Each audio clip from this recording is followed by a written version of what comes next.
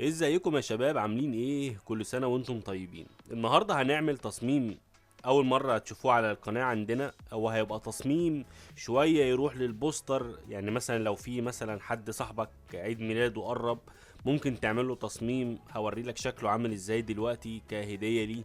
ممكن كمان تعمل التصميم ده كتيم وورك، لو انت مثلا عندك شركة وفيها تيم وورك، فانت حابب تجمع الناس دي كلها في تصميم واحد وتحط الليدر بتاعهم معاهم، وتبقى يعني حاجه شكلها كويس وتبقى ملفته. عندك تصميم بوستر لفيلم، لو عندك كذا صوره للبطل الفيلم مثلا وحابب تعمل له تصميم بوستر فيه كذا صوره وصورته الشخصيه نفسها، يعني لا هتلاقي فيه افكار كتيره ممكن تعملها في التصميم ده. في الاول هنفتح بروجكت بالمقاس ده. البوستر بتاعنا يبقى بمقاس 1050 هايت في 750 ويدز او عرض. هنعمل حاجه جميله قوي. اولا هنستخدم الاستوكات اللي موجوده عندنا هنا. اول حاجه البوست بتاعنا هيبقى عباره عن دايره او شيب، كمان الكونتنت بتاعه هو يبقى دايره. تمام، هنعمل دايره كبيره كده ونوسطنها في نص البوست بالظبط. اول حاجه هعملها لما اعمل الدايره دي، هدوس كليك يمين عليها وبعد كده اعمل كونفيرت تو سمارت اوبجكت. ليه هنعمل كده؟ هقول لكم ليه دلوقتي. بعد ما عملنا السمارت اوبجكت هنيجي نفتح الرولر اللي هو كنترول زائد حرف الار عشان يعمل لي المسطره اللي انتم شايفينها دي. وهجيب من الجنب كده واحده واجيب من فوق لتحت واحده. ليه؟ عشان نعمل الاكس ده، او ابقى عارف نقطه ارتكاز الدايره او الوسط بالظبط بتاع الدايره بتاعتي فين. تمام، بعد كده اجيب البين تول واختار من المود هنا بتاعها اخليه باس زي ما هو كده، وهاجي اقف في نص الارتكاز بتاع الدايره دي واعمل نقطه هنا ونقطه هنا ومثلا نقطه هنا، وبعد كده نجيب النقطه دي تاني. بعد ما عملنا المثلث ده هندوس رايت كليك عليه وادوس ميك سيلكشن، وبعد كده ندوس اوكي، وبعد كده اجي تحت هنا واعملها لاير ماسك. حلو جدا. هنعمل ايه تاني؟ هناخد كوبي من اللاير ماسك ده، كنترول حرف الجي واخد كوبي، وممكن اقلبه كده بحيث انه يبقى معايا مظبوط ما فيهوش مشاكل تاني. وناخد من الاثنين دول كوبي، كنترول تي عشان يتعلم عليهم، وبعد كده نقلبهم كده لغايه لما يبقوا معانا تمام ما فيهمش مشكله. وبعد كده هنعمل كنترول تي على الكل ونصغر مقاسهم شويه. تمام، هشيل بعد كده الجايدز اللي انا عملتها دي، ادوس على قائمه فيو بعد كده كلير جايدز عشان يشيل لي الخطوط الحمراء دي. تمام، هسحب كده كل واحد لوحده. نعمل مثلا شكل كده ايه كويس.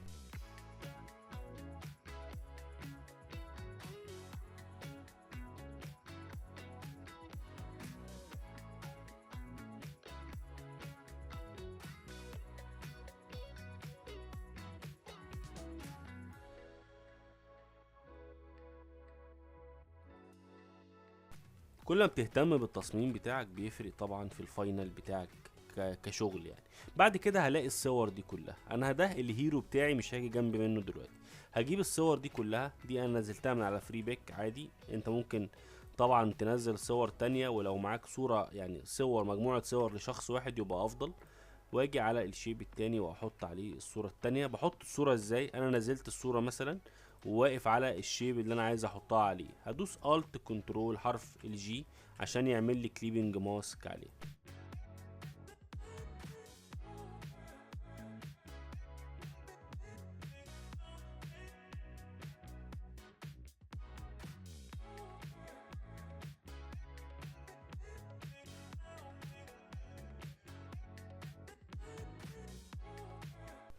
تمام، بعد ما حطينا الصور بتاعتنا هنحتاج نعمل شوية تظبيطات كده او نديهم فلترز كده كويسين. هاجي على اول صورة دي مثلا واديها بلاك اند وايت، وممكن ناخد نفس البلاك اند وايت نحطه على ده. نسحب كده ده هنا كده ونحطه كده كليبنج ماسك. ممكن ندي ده كمان بلاك اند وايت. تمام، ممكن هنا ندي مثلا ساتيوريشن شوية.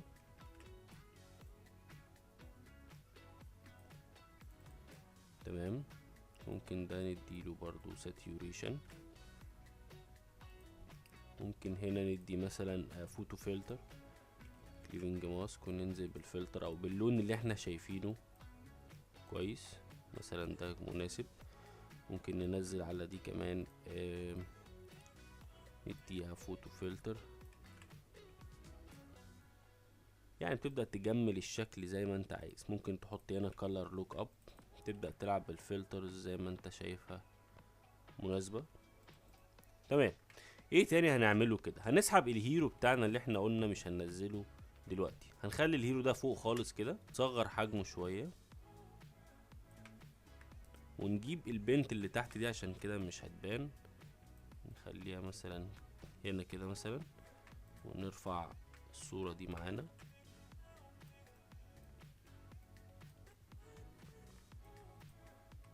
تبدأ بقى انت تحط الفينش بتاعك اللي شايفه مناسب للصورة يعني. تمام، خلي ده كده هنا نشده شوية. تمام، عايزين نعمل ايه تاني؟ اولا انا عايز احط كل بس اللايرز دي كده في جروب واحد، الدايرة اللي ورا دي، وعايزين نقلل بس ساتيوريشن شوية للراجل ده. هننزل الساتيوريشن عليه، وهاجي اسحب كده شوية على الجنب عشان بس يبقى ماشي مع المود بتاع الصور اللي جنبه. تمام، ممكن نديله مثلا تحت رجله كده هنا ايه شادو صغير.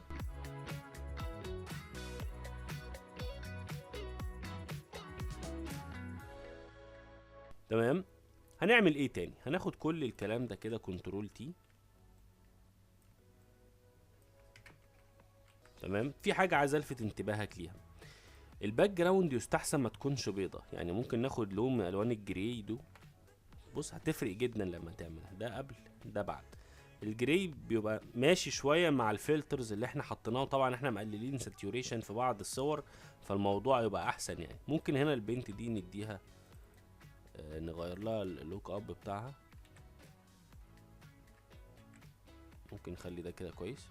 تمام، هاجي تحت مثلا في الجزئيه اللي تحت دي واكتب مثلا يعني نقول مثلا ده تيم، نقول مثلا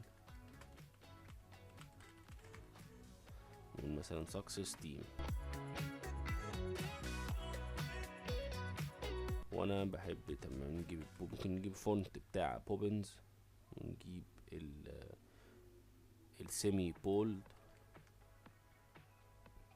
تمام، ممكن ناخد من دي كوبي كده ونجيب هنا فونت مثلا حاجة تايبو كده زي دي، نقول تيم وورك، ونخلي مثلا اللون ده احمر، كبر كده شوية.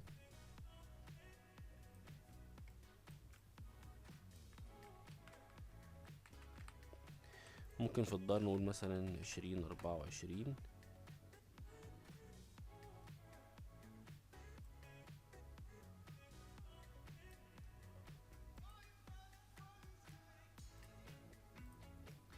ونجيب لون مثلا غامق كده. ممكن نحط الكلام ده كله، نسحب بس كده التكست بتاعتنا، نطلع التكست كلها فوق علشان ما نتلخبطش بينها وبين اللايرز اللي اتعملت.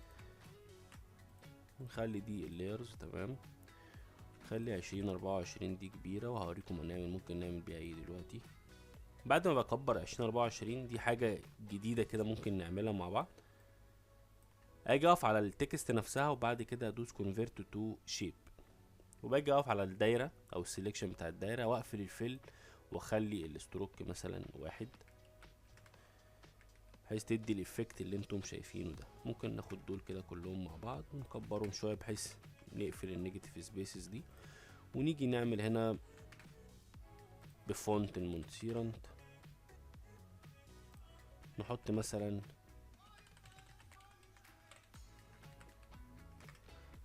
ده وليكن الايميل بتاعنا. كنا اتكلمنا عن الحتة بتاعة الايميل دي في درس فات. هنا انت ممكن تحط بقى السيجنتشر بتاعتك، تحط الميل بتاعك، تحط الويب سايت بتاعك، الكلام ده كله هيفرق معاك. ممكن فوق هنا مثلا تحط لوجو، ممكن نختار اي شيب من دول كده مثلا يبقى كأن ده اللوجو مثلا. نحط مثلا لوجو الطيارة ده، وليكن ده اللوجو بتاعي. تمام، انا كده يعتبر كفاينل بروجكت انا شايفه كويس جدا. ممكن بس نعمل ايديت كده خفيف، يعني نجيب الصورة بتاعت الراجل دي نكبرها كده شوية ونجيبها هنا كده.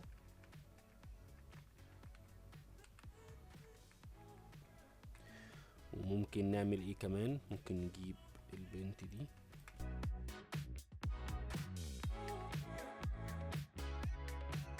تصميم خفيف جدا ومخدش مننا وقت، ولكن كفكرة وكفيديو ما اتعملتش قبل كده على القناة عندنا. ان شاء الله يكون فادك التصميم، ولو محتاج اي حاجة ممكن تسيب لي في الكومنت، ولو حابب تاخد الاليمنت دي تجرب بنفسك ممكن اسيب لك الصور دي برضو، هتلاقيها في الديسكريبشن على الفيديو اللي هينزل ان شاء الله.